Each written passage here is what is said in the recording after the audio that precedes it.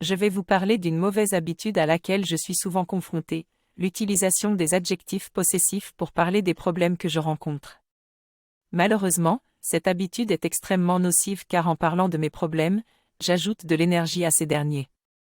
En effet, lorsque je raconte une histoire désagréable à quelqu'un, cette personne va porter son attention sur ce que je lui dis et va solliciter ses émotions. Cela peut même attirer le problème dans sa propre vie. Il est donc important de ne parler de nos problèmes qu'à des personnes susceptibles de nous aider à nous en affranchir, comme les médecins ou les thérapeutes en général.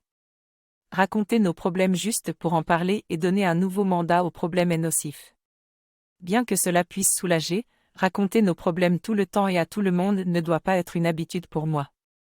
J'ai appris que le diable dans les textes religieux était en réalité une allégorie de l'ego et que la souffrance était principalement causée par l'ego de l'homme. Il n'y a qu'une seule source de bien-être dans l'univers, mais l'homme peut l'accepter ou la rejeter en fonction de sa programmation et de ses mémoires. Il est important de nettoyer ses mémoires pour atteindre cet état de bien-être. Lorsque les gens parlent de leurs problèmes en utilisant des adjectifs possessifs, ils s'approprient le problème et lui donnent autant de légitimité que leur partie du corps. Cela rend difficile la guérison du problème. Il est conseillé de réfléchir avant de parler de ces problèmes à une personne qui ne peut pas aider à les résoudre et de ne pas utiliser d'adjectifs possessifs. Se taire peut être mieux que de parler sans réfléchir.